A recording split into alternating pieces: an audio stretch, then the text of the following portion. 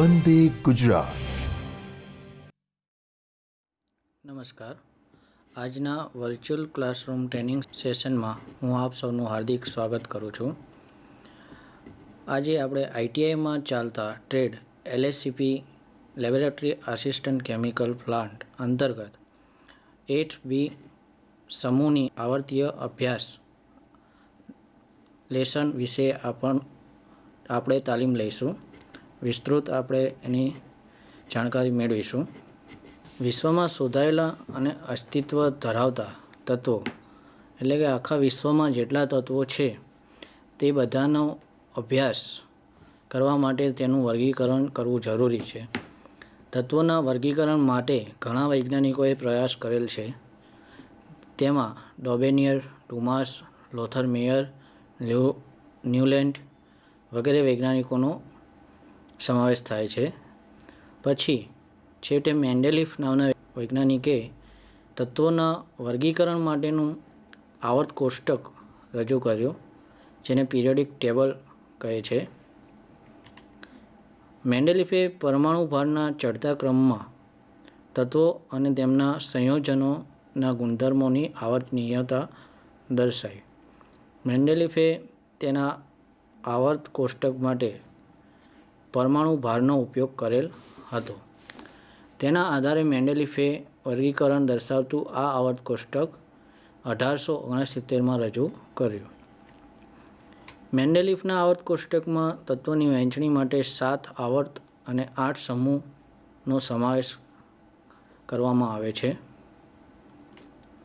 આધુનિક આવર્ત કોષ્ટક અત્યારે તત્વના ગુણધર્મો અને જાણકારી મેળવવા માટે તથા તત્વો વિશે તેના અભ્યાસ કરવા માટે જે આવર્ત કોષ્ટકનો ઉપયોગ આપણે કરીએ છીએ તેને મોડર્ન પીરિયોડિક ટેબલ એટલે કે આધુનિક આવર્ત કોષ્ટક કહે છે.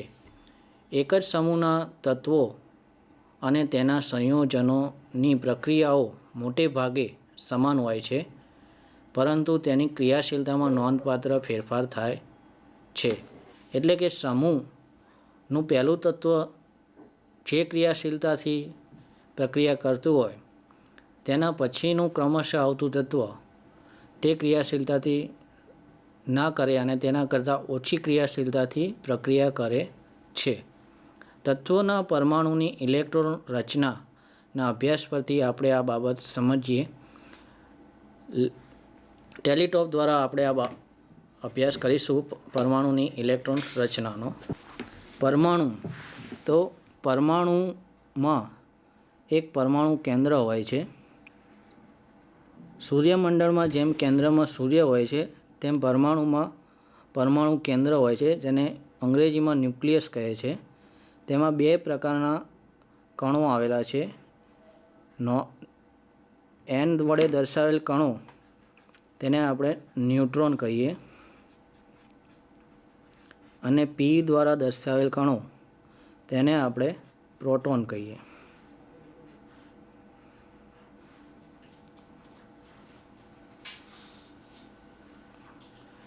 હવે આપણે પરમાણુ કેન્દ્રની આજુબાજુ અમુક જગ્યાએ અમુક કણ ફરતા હોય છે જે ઋણ વીજભાર ધરાવે છે, જેને આપણે E વડે દર્શાવીએ એટલે કે ઇલેક્ટ્રોન.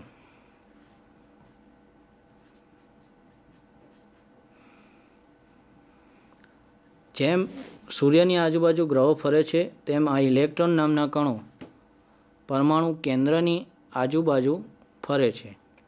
હવે પરમાણુની રચના સમજ્યા પછી પરમાણુ ક્રમાંક એટલે શું તે સમજીએ. તો પરમાણુમાં રહેલ પ્રોટોન અથવા ઇલેક્ટ્રોનની સંખ્યાને P અથવા Eની સંખ્યાને પરમાણુ ક્રમાંક કહે છે. આધુનિક આવર્ત કોષ્ટકમાં પરમાણુ ક્રમાંકનો આધાર લઈને તત્વનું વર્ગીકરણ કરેલ છે. પરમાણુ ભાર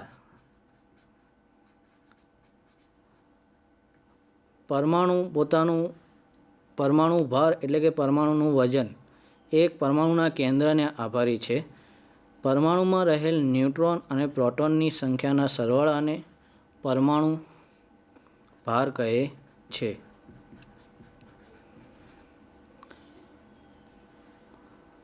હવે ન્યુટ્રોન એ તટસ્થ છે, પ્રોટોન એ પ્લસ વીજભાર ધરાવે છે અને ઇલેક્ટ્રોન એ ઋણ વીજભાર ધરાવે છે. જેટલા પ્રોટોન તત્વના પરમાણુમાં રહેલ હોય તેટલી જ સંખ્યામાં ઇલેક્ટ્રોન રહેલા છે. તેથી કહી શકાય કે આપણે પરમાણુ એ વીજભારની દ્રષ્ટિએ તટસ્થ છે. પરમાણુનું આ બેઝિક નોલેજ લીધા પછી આપણે આગળનો અભ્યાસ પ્રેઝન્ટેશન દ્વારા લઈશું. આથી ઇલેક્ટ્રોન રચના જે આપણે જોઈ તે પ્રમાણે રચાયેલું વર્ગીકરણ આધુનિક આવર્ત કોષ્ટક તરીકે ઓળખાય છે. આ વર્ગીકરણનો પાયાનો સિદ્ધાંત આવર્ત નિયમ નીચે મુજબ છે. તત્વો અને તેના સંયોજનોના ગુણધર્મો તત્વોના પરમાણુ ક્રમાંકને આધારે આવર્તનીય હોય છે. આધુનિક આવર્ત કોષ્ટકની રૂપરેખા કેવી હોય તે આપણે સમજી લઈએ. તો હાલમાં આધુનિક આવર્ત કોષ્ટકમાં 118 તત્વોનો સમાવેશ થાય છે. ક્રમશઃ જેમ તેમ તત્વો શોધાતા ગયા તેમ તેમ તેના ગુણધર્મો અને તેના પર સંશોધન કરીને તેનો આધુનિક આવર્ત કોષ્ટકમાં સમાવેશ થયેલ છે. આ પિરિયોડિક ટેબલ છે આધુનિક આવર્ત કોષ્ટક. ધ્યાનથી જોઈએ તો તેમાં ઊભા અને આડી લાઇનમાં તત્વોની ગોઠવણી કરેલ છે. ઊભી લાઇન છે તેને સમૂહ તરીકે ઓળખવામાં આવે છે અને આડી લાઇન છે તેને આવર્ત તરીકે ઓળખવામાં આવે છે. નીચેની બે લાઇન છે તેમાં ઉપરની લાઇન છે એને ઓક્ટેનાઇટ સિરીઝ કહેવાય છે અને નીચેની લાઇન છે તેને લેન્થેનાઇટ સિરીઝ કહે છે. આ સિરીઝ એક જ જગ્યાએ તેનો સમાવેશ એક જ સમૂહમાં કરવામાં આવેલ છે. અત્યાર સુધીમાં 118 તત્વોનો સમાવેશ કરેલ છે. આધુનિક આવર્ત કોષ્ટકમાં જે પ્રમાણે આપણે જોયું તે પ્રમાણે આડી લાઇન એટલે કે આવર્ત 7 છે અને તેમાં રહેલ તત્વોની સંખ્યા નીચે પ્રમાણે છે. પહેલા આવર્તમાં 2 તત્વોનો સમાવેશ થાય છે, બીજા આવર્તમાં 8 તત્વોનો સમાવેશ થાય છે, ત્રીજા આવર્તમાં 8 તત્વોનો સમાવેશ થાય છે, ચોથા આવર્તમાં 18 તત્વોનો સમાવેશ થાય છે, પાંચમા આવર્તમાં 18 તત્વોનો સમાવેશ થાય છે, છઠ્ઠા આવર્તમાં 32 તત્વોનો સમાવેશ થાય છે અને સાતમા આવર્તમાં 32 તત્વોનો સમાવેશ થાય છે. આવર્ત કોષ્ટકમાં 1 થી 8 નંબરવાળા ટોટલ 8 સમૂહ અને 9મા સમૂહ તરીકે શૂન્ય સમૂહ આવેલ છે. શૂન્ય સમૂહમાં નિષ્ક્રિય વાયુ તત્વોનો સમાવેશ થાય છે, જેમાં હિલિયમ, નિયોન જેવા વાયુઓ આવેલ છે. 8મા અને શૂન્ય સમૂહ સિવાય બધા જ 1 થી 7 સમૂહોને એ અને બી એમ 2 સમૂહમાં વહેંચવામાં આવેલ છે. 8મા સમૂહમાં 3 સમૂહોનો સમાવેશ થાય છે. આમ જોઈએ તો 1A, 2A, 3A, 4A, 5A, 6A, 7A એમ 7 સમૂહ, 1B, 2B, 3B, 4B, 5B, 6B, 7B એમ 7 સમૂહ, 0 સમૂહ એ 1 સમૂહ, 8મો સમૂહ એમાં સમાવેલ 3 સમૂહ. આમ 7 + 7 + 1 + 3 એમ 18 સમૂહોનો બનેલું છે આધુનિક આવર્ત કોષ્ટક. હવે આવર્ત કોષ્ટકની ઉપયોગિતા વિશે ખ્યાલ મેળવીએ. રસાયણશાસ્ત્રનો પદ્ધતિસરનો અભ્યાસ કરવા માટે આ કોષ્ટકનો ઉપયોગ થાય છે. જેમ જેમ આપણે સમૂહ અને જોઈએ તો સમૂહમાં તત્વોના ગુણધર્મો એક સરખા રહેલા છે અને આવર્તમાં પણ જોઈએ તો અમુક પ્રકારના ગુણધર્મો ક્રમશઃ ઘટે છે અને વધે છે.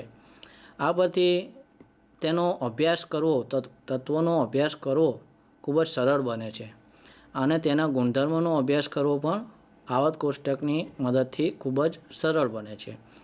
નવા તત્વો વિશે અને તેમના ગુણધર્મો વિશે આગાહી કરી શકાય છે.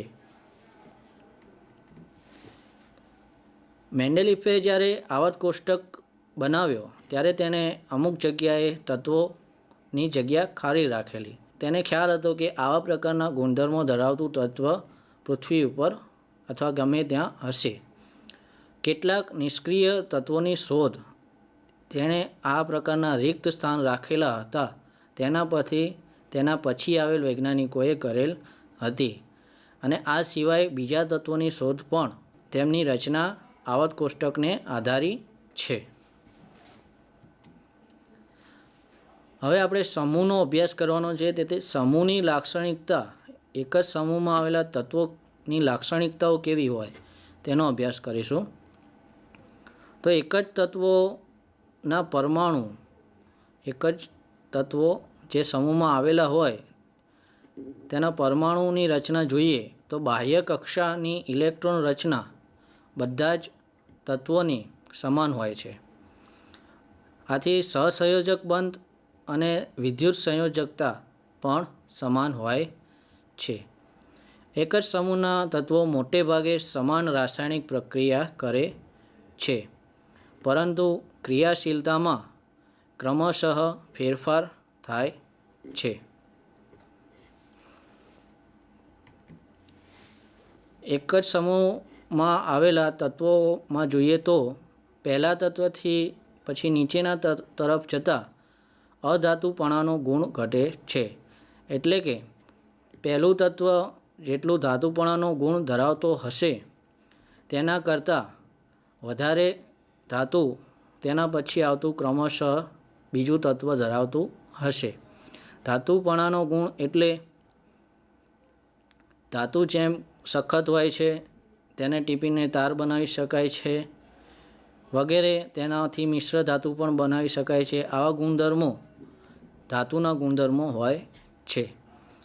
સમૂહમાં ઉપરથી નીચેની તરફ જતાં પરમાણુ ક્રમાંક જેમ જેમ વધે તેમ તે તત્વો ઓક્સિજન સાથે સંયોજાઈને જે ઓક્સાઇડ બનાવે છે તેની બેઝિકતા વધે છે અને એસિડિકતા ઘટે છે.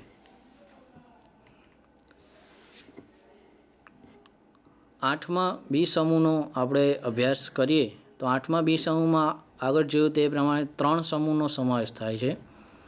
પહેલું સમૂહ છે તેને આયન ફેમિલી કહેવાય છે.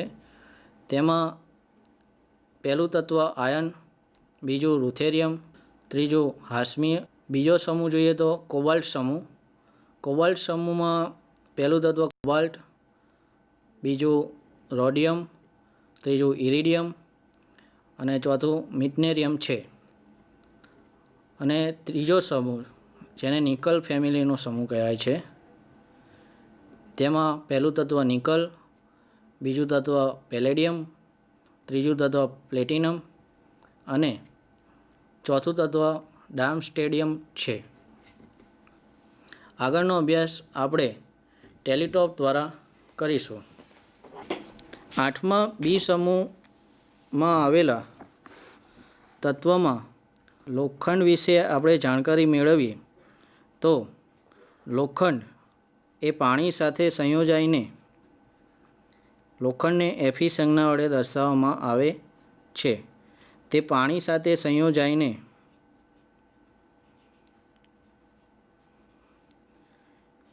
Fe2O3 બનાવે છે અને હાઇડ્રોજન વાયુ છૂટો પડે છે.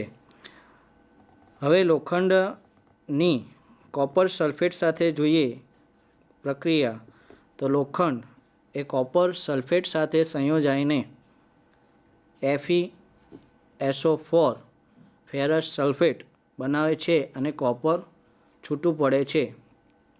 આ પ્રક્રિયા ઇલેક્ટ્રોલિસિસ વિદ્યુત વિભાજનની પ્રક્રિયામાં ખાસ જોવા મળે છે. એસિડ સાથેની લોખંડની પ્રક્રિયા જોઈએ તો લોખંડ હાઇડ્રોક્લોરિક એસિડ સાથે સંયોજાઈને ફેરિક ક્લોરાઇડ FeCl2 બનાવે છે અને હાઇડ્રોજન વાયુ છૂટો પડે છે. લોખંડની સલ્ફ્યુરિક એસિડ સાથેની પ્રક્રિયા જોઈએ તો લોખંડ એ સલ્ફ્યુરિક એસિડ H2SO4 સાથે સંયોજાઈને FeSO4 ફેરસ સલ્ફેટ બનાવે છે અને હાઇડ્રોજન વાયુ છૂટો પડે છે. લોખંડ વિશેના રાસાયણિક ગુણધર્મો જોયા બાદ હવે આપણે કોબાલ્ટ વિશેના રાસાયણિક ગુણધર્મો જોઈએ. તો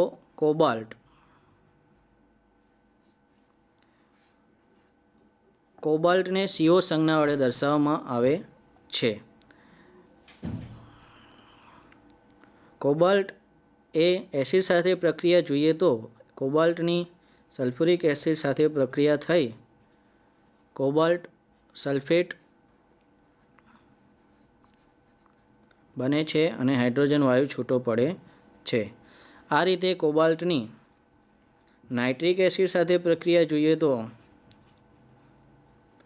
નાઇટ્રિક એસિડના 8 અણુઓ સાથે કોબાલ્ટનો એક અણુ પ્રક્રિયા કરીને કોબાલ્ટ ડાયનાઇટ્રેટ બનાવે છે વત્તા નાઇટ્રોજન ઓક્સાઇડ અને પાણીના 4 અણુઓ છૂટા પડે છે. તેવી જ રીતે નિકલ ધાતુની પ્રક્રિયા જોઈએ તો નિકલ ધાતુ હવામાંના પાણીના ભેજ સાથે સંયોજાઈને નિકલ ઓક્સાઇડ બનાવે અને હાઇડ્રોજન વાયુ છૂટો પડે છે. ઇરિડિયમ ધાતુ ગરમ ક્લોરીન સાથે સંયોજાય અને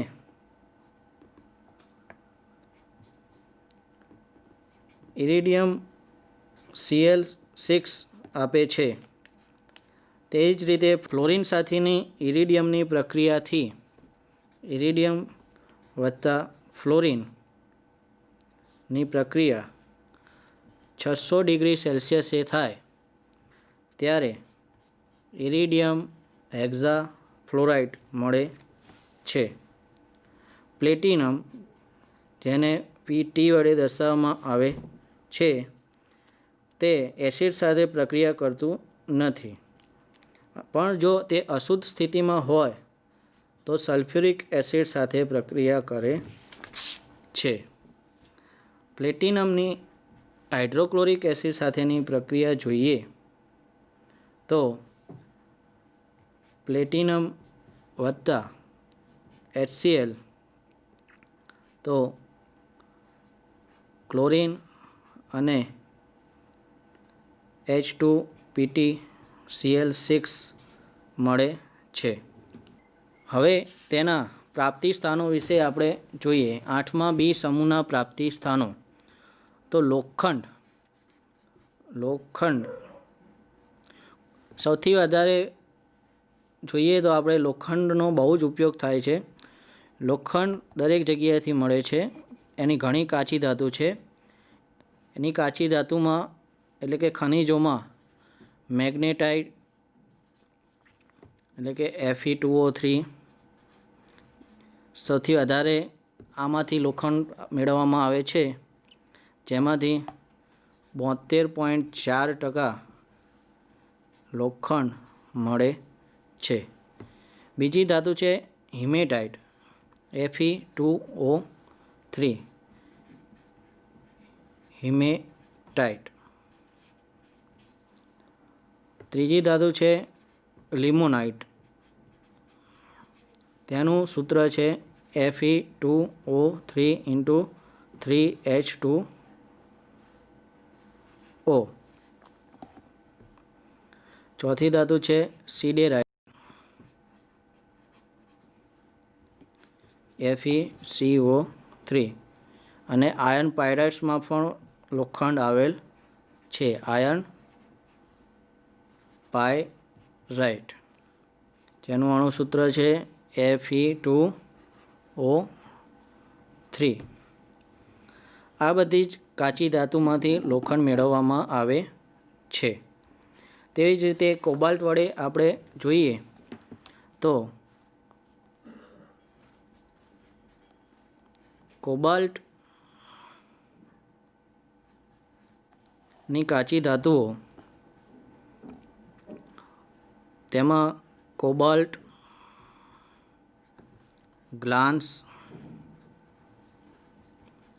કોબાલ્ટિટાઇ COASS નો સમાવેશ થાય છે.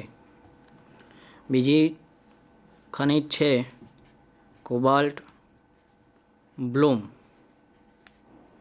જેનું અણુસૂત્ર છે CO3ASO4 8H2O. ત્રીજી કાચી ધાતુ છે લિનોસાઇટ,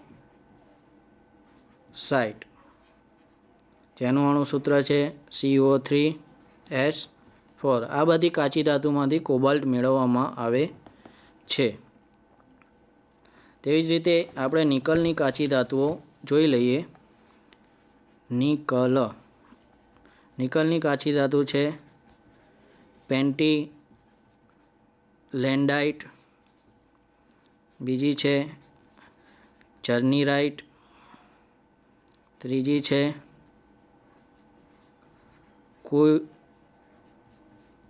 કુઇફેર નિકલ અને ચોથી છે નિકલ ગ્લાન્સ.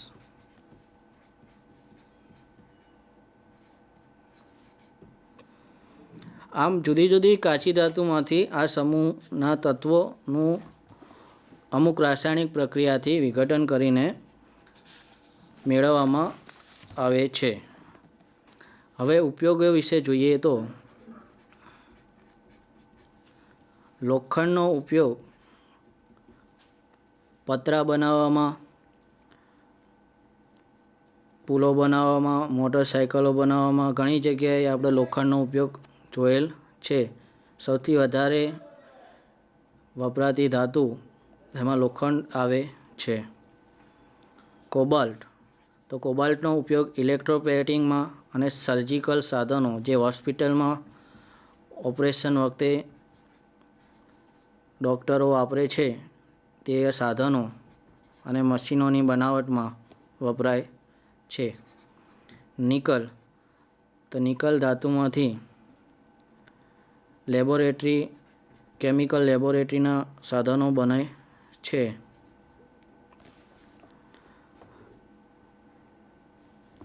પ્લેટિનમ ધાતુ, જે સોના કરતાં પણ ખૂબ જ કિંમતી છે, તેનો ઉપયોગ થર્મોકપલની બનાવટમાં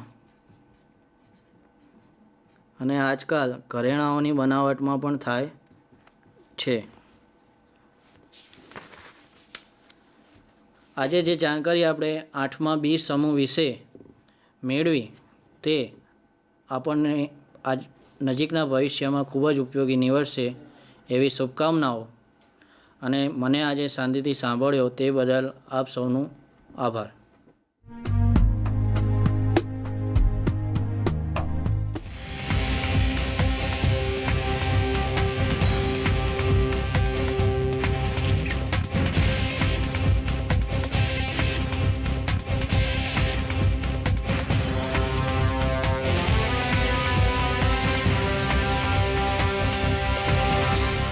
વંદે ગુજરાત.